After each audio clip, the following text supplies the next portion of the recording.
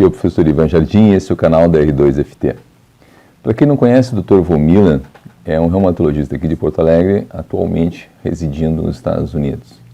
Ele possui um canal do YouTube, Dr. Von Milan, cuja descrição está aqui embaixo, e ele publica periodicamente no seu canal atualizações sobre o Covid-19 e também assuntos de reumatologia. Na sua live do dia 27, agora segunda-feira, ele fala sobre as doenças prolongadas do Covid-19, que são doenças que se estendem após a fase inflamatória da doença, que podem durar meses. Então, é uma atualização importante, que é um assunto que até agora não havia sido destacado. Vamos ver o que o Dr. Carlos Alberto Von Milan tem para nos informar. Agora, partir para a situação de o que acontece com a pessoa que pegou o Covid, mesmo formas mais leves às vezes, o que pode acontecer no médio e longo prazo. O que é o nosso médio e longo prazo hoje? Você sabe. Primeiro caso, vamos considerar em novembro na China. Então, nós estamos com 7 para 8 meses de evolução, certo? E o que eu fiz uma compilação da literatura e é o que eu vou mostrar aqui para vocês, o que eu anotei nos vários sistemas da pessoa, o que está sendo observado. Então, não é só uma doença que vem, que causa gripe ali, vai embora e pronto. Uma boa parte, uma boa parcela das pessoas que estão com ou que tiveram a Covid-19 vão fazer uma doença prolongada, uma doença realmente com extensão no tempo, praticamente uma doença crônica, algumas delas, inclusive com sequelas, e que a gente não imaginava que iriam acontecer, porque na fase aguda não apresentaram sintomas daquele órgão específico. Então, isso já vem acontecendo e o pessoal já está, inclusive, fazendo em serviços universitários, montando alguns ambulatórios para tratamento de Covid crônica. Esses casos que saem de hospital ou que mesmo dentro de casa ou até da UTI e se mantêm com sintomas continuados.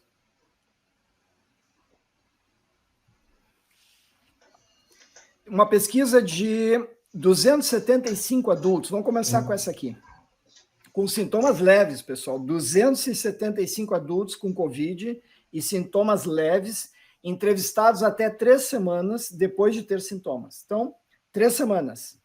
35%, um terço deles continuava com sintomas, depois de 3 semanas do primeiro sintoma atribuível à doença. Principalmente tosse, frequência de tosse e muita fadiga. Esses eram os sintomas mais frequentes. E você sabe que está descrito gente aí com 2, 3 meses persistindo nesses sintomas de fato. Diarreia, por exemplo, pode ficar mais de 1 mês com a pessoa com esse sintoma.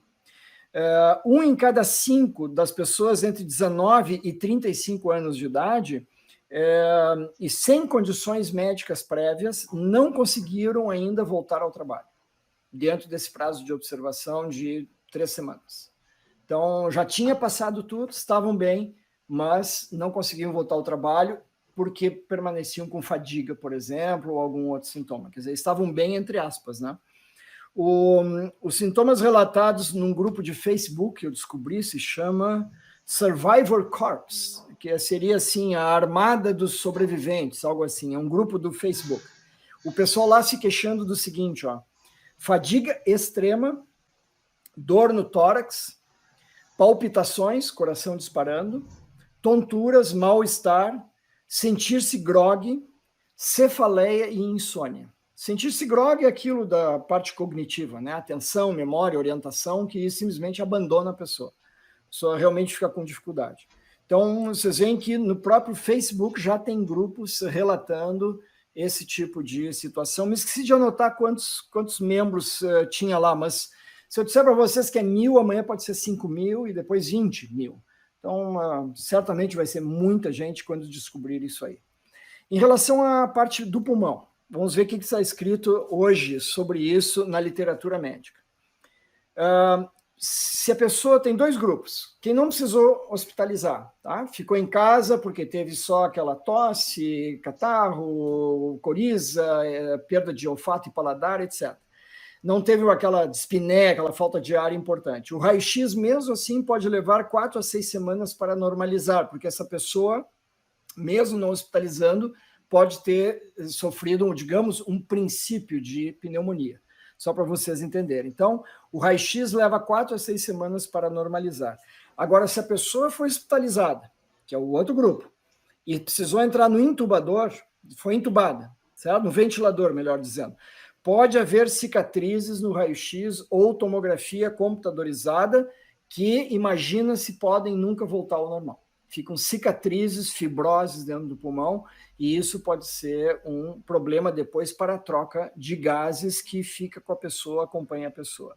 Não é em todos os casos, obviamente, mas vários poderão, então, ter aqueles testes de função pulmonar, quem já fez aqueles de soprar em tubo, né? E também aquele teste de difusão do monóxido de carbono. Essa difusão é um outro tipo de teste, não é o de soprar tubos especificamente. Ele mede quanto que a pessoa consegue trocar de gases, né? O gás carbônico pelo oxigênio, que é a função do pulmão primária. Então, essa função primária fica muito prejudicada nessas pessoas e pode ser por muito tempo, leva muito tempo para se recuperar, Houve um estudo no passado de 15 anos daquela outra SARS, aquela de 2003. Então, se a gente fizer um paralelo agora, né, de pacientes hospitalizados, tá? A maioria teve cura completa da pneumonia em 1 ano. A maioria. Mas era outra SARS, era um vírus um pouco mais bonzinho, teoricamente. Mas muitos ficaram com lesão permanente no pulmão também. Após 3 anos, 10 pessoas de 46 tinham a função pulmonar alterada. 40% com essa difusão da troca de gases alterada também. Ou seja, 4 em cada 10 tinham a função, então, de troca de gases do pulmão alterada 15 anos depois da SARS-1, aquela de 2003, o parente próximo aí dessa Covid de agora. Coração, pessoal. Coração é importante, porque o coração está afetado em 20 a 30% dos pacientes hospitalizados. Essa é a estatística mais atual que eu descobri. O coração contribui com 40% dos casos falecidos. Pode ser síndrome tipo infarto, mas não está se encontrando obstrução de coronárias, não se sabe ainda bem o que pode estar acontecendo, se é um espasmo, por exemplo. O espasmo é fechamento, né, dos vasos. Pode ser também uma formação de coágulos, trombos, mas em muitos casos não se está se encontrando realmente obstrução completa das coronárias, das artérias que levam o sangue para o coração. Miocardite tem sido importante, inflamação do músculo do coração, e isso faz com que o coração não funcione bem, a função de bomba do coração, de tocar o sangue para frente, seja para o pulmão, seja para o organismo, não funciona bem, as fibras estão doentes, e isso gera o que se chama uma insuficiência cardíaca, esse é o termo técnico. A bomba não funciona, e a pessoa tem muita falta de ar, a pessoa tem fraqueza, cansaço, fadiga. Então, e muitas dessas pessoas, isso é importante de se determinar, não tinham doença do coração antes. E muitos são jovens. Nós não estamos falando aqui de 70, 80, 90 anos. Nós estamos falando aqui de pessoas jovens com esse tipo de situação. Então, a causa exata não está muito clara, mas eu vou elaborar um pouquinho mais para vocês logo a seguir. Se a gente comparar agora com aquela SARS de 2003, tá? Pega a SARS-1. 44% das pessoas que tiveram a SARS-1 ficaram com problemas no coração variados 12 anos após, num estudo feito principalmente na China. 12 anos depois de fazer o episódio viral, ficaram com problema no coração. Vocês veem como é importante esse tipo de situação. Em relação um estudo que saiu hoje, 100 pacientes recuperados de Covid-19 ao acaso, saiu na revista chamada JAMA Cardiologia, é o jornal da Associação Médica Americana aqui, e eles têm uma parte do jornal que é só de cardiologia, do coração. Então, 100 pacientes, 100, ao acaso, fizeram uma ressonância magnética do coração depois de 71 dias de testarem positivo para o Covid-19. 20% desses pacientes tinham dor torácica, é uma dor atípica. Atípica se chama quando é angina, tá? E a angina é aquela uma dor de esforço, né? Que dá uma dor torácica forte, vocês repousam e a dor melhora. Então, não é isso. Ok, tô descendo aí. Ou palpitações, ou seja, o coração realmente disparando. E 1/3 deles tinha falta de ar, tinha dispneia. Pois bem, a ressonância estava alterada em quase 80%. 8 em cada 10 tinha uma ressonância mostrando, então, alteração independente das condições prévias dessas pessoas. A maioria não tinha doença cardíaca prévia. 60% dos casos, eles dizem que a ressonância indicava inflamação da fibra muscular, do músculo do coração. Então, a gente começa a entender melhor por que o coração começa a falhar, que eu disse para vocês antes, mesmo não tendo a obstrução das coronárias, das artérias, né? Aí, nós vamos para a prova dos 9. O que seria a prova dos 9? Examinar o coração, né? Abrir o coração, olhar lá dentro, ver no microscópio. E, realmente, esse pessoal testou essa possibilidade e, claro, fizeram em autópsias, porque senão não tem como mexer no coração dessa maneira, né? Fizeram uma série que eu descobri com 39 pessoas que faleceram, então, 62% tinha o vírus no miocárdio. Miocárdio é justamente as células musculares do coração. 6 em cada 10 com o vírus ali dentro do coração, no músculo. E não só isso, 5 deles tinham o vírus replicando. O vírus estava dentro da célula do coração se replicando, aumentando. Ou seja, ele não se replica só no pulmão, só nas células que revestem o nosso trato respiratório. Vocês veem que é um vírus realmente danado, né? Ele pega onde tiver receptor que ele possa entrar, ele vai lá, ele sequestra o material genético da célula e é ele que manda naquilo ali, né? É ele que diz o que vai acontecer com aquela célula a partir daquele momento. E ele não deixa também ter resposta inflamatória, porque ele diminui a quantidade de interferon que essas células infectadas podem produzir em resposta a uma infecção viral. Então, qualquer célula que eles conseguem colocar diminui interferon. E interferon é o antiviral natural que a gente tem, dentro daquela resposta inata que eu falei para vocês. Então, ele não deixa formar o interferon, ele sequestra toda a genética interna da célula. É fantástico isso. Conclusão desses investigadores do coração: a crise do Covid-19 não irá passar simplesmente, mas irá se tornar uma causa de maior incidência de insuficiência cardíaca e outras complicações cardíacas crônicas. Uma frase preocupante, né? Preocupante, porque é o coração, né, pessoal? Não se brinca nessa parte. Muito bem, adiante. Cérebro. Vamos ao cérebro. 30% de uma série de 214 pacientes com sintomas neurológicos. Ou seja, 1/3 das pessoas com Covid com sintoma neurológico. Tonturas, as mais comuns. Tontura, dor de cabeça e alterações cognitivas. Não conseguiam fixar atenção, memória falha, não se lembravam de nada ou de pouca coisa. E orientação, onde é que você está, que dia é hoje, que hospital é esse? Nada. São perguntas clássicas que o médico faz na beira do leito. As causas não se sabe ainda no cérebro, esse a gente não tem ideia. Não vi nenhuma autópsia do cérebro especificamente. Com poucos casos, eu vi que tinham certos coágulos e infartos, mas só. O que se imagina é que possa ter pouco oxigênio indo para o cérebro, né? Já que é o pulmão que não está oxigenando bem ali naquela situação de hospitalização, de UTI.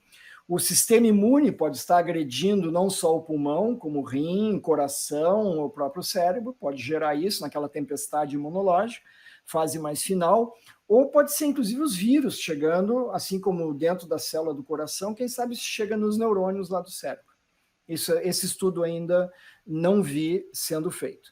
Então, não se sabe ainda se vai haver dano permanente ou se a pessoa vai recuperar essas situações do sistema nervoso central do cérebro. A ver.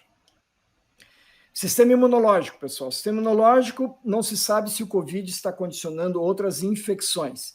20% de co-infecções foi declarada em algumas séries de pessoas aqui nos Estados Unidos. Na China, eles tinham falado em 4, 5%. O que significa? Além da Covid, a pessoa pega um outro vírus da gripe, ao mesmo tempo. Raio 2 vezes no mesmo lugar. É complicado, mas existe. Isso está comprovado em uma publicação aqui dos Estados Unidos de 15 de abril último, e é aquilo que eu falei para vocês. Normalmente, uma infecção viral ativa o interferon, né? E esse interferon, essa molécula que nos protege, então, de outros vírus, no caso da Covid, não é formada. Então, o nosso corpo está aberto para receber, infelizmente, outros vírus de infecções das vias aéreas. Então, além disso, sem interferon, a gente tem uma piora clínica, né? O vírus toma conta e a gente perde essa proteção, como eu falei para vocês. O que se imagina é que as pessoas que se recuperaram, quem sabe, venham a ter mais dessas infecções de gripe sazonais todos os anos, a gente não sabe ainda. E isso aconteceu nas epidemias do MERS, de 2012, 13 por aí, que é a epidemia da Arábia Saudita, você sabe, dos camelos, morcegos lá, que era o outro coronavírus, e também na da China, do SARS-1, que foi em 2003. Então, esse pessoal que pegou esses coronavírus tiveram, então, essas defesas muito diminuídas, como se fosse uma imunodeficiência, e eles fizeram muito mais infecções nos anos subsequentes, e inclusive a parte de tuberculose. A parte de tuberculose ficou realmente à mercê do que poderia acontecer, e realmente as pessoas se infectaram. Então, essa é a situação do sistema imunológico prejudicado pela Covid-19. Em relação ao estado geral, nós conversamos, no último tópico que eu tenho aqui, pode levar meses a 1 ano para a pessoa se recuperar. Meses a 1 ano, dependendo da gravidade da Covid e de condições prévias, doenças pré-existentes, o estado físico, atlético da pessoa, até o estado emocional, né? Depressão, ansiedade, tudo baixa o sistema imune. Então, isso é que os especialistas estão imaginando que possa acontecer, porque também ocorreu lá nessas outras epidemias do SARS e do MERS. Existe aquela síndrome pós-UTI, ou síndrome da fadiga pós-viral, tem vários nomes isso, em que a pessoa sai da UTI com um processo emocional muito importante e, além disso, com muita fadiga mental, fadiga física e o embotamento intelectual, né? Que vocês podem imaginar, a pessoa ficou fora de órbita ali, às vezes dias, semanas no ventilador, entubado, e realmente completamente fora de órbita. Isso aí tem suas repercussões, inclusive do ponto de vista muscular. Né? O ventilador respira para a pessoa. Com isso, a gente perde a musculatura intercostal, que é a musculatura que abre as costelas para entrar o ar e tudo. Né? Então, essa musculatura se perde musculatura de pernas, abdominal, a musculatura para manter o pescoço ereto aqui, sustentando a cabeça, tudo isso se vai. Tudo isso se vai. Então, exige uma reabilitação que leva semanas ou meses de fato. E é uma reabilitação física e também social, né? Porque as pessoas que estão no entorno têm que tolerar uma certa alteração quase que da personalidade da pessoa, né? Que não tem atenção. O quê? Que falou comigo? Como é? Não me lembro, mas eu recém falei contigo, pai. Recém te disse assim, não sei. Tem que ter paciência. Não é fácil. E o que os especialistas estão dizendo é o seguinte, essa síndrome de fadiga crônica, que se assemelha à síndrome de fibromialgia, não tem uma cura conhecida, tem muita gente há anos sofrendo, e o desencadeante parece ser realmente o fator viral. Então, não é interessante ter essa situação aqui de síndrome de fadiga crônica e realmente muito difícil de conviver com isso, não se tem ainda um percentual de casos em que a doença se conduziu para esse tipo de diagnóstico. Mas nós vamos ter muito em breve, e não deve ser poucas pessoas, porque eu vejo muita gente se queixando dessa fadiga que permanece por semanas, às vezes meses já, e as pessoas com muita dificuldade, então, nessas esferas todas que eu falei para vocês. Vamos ver o que vocês têm de pergunta aqui. Esses eram os dados que nós temos hoje, pessoal, sobre o que acontece com quem pegou a doença, qual é o percentual de cada órgão, que nós já sabemos, em que as pessoas ficam com dificuldades. Mais um motivo para a gente se cuidar muito, né? Então é isso, essas são as informações. Se vocês gostaram, deem um like, inscrevam-se no canal, Dr. Carlos Alberto von Miller, da R2FT, e deixe os comentários aqui no Facebook, é importante para que nós tragamos cada vez mais casos conhecidos para a discussão e assim a gente possa ajudar os pacientes a enfrentar essas dificuldades. Um abraço, até o próximo.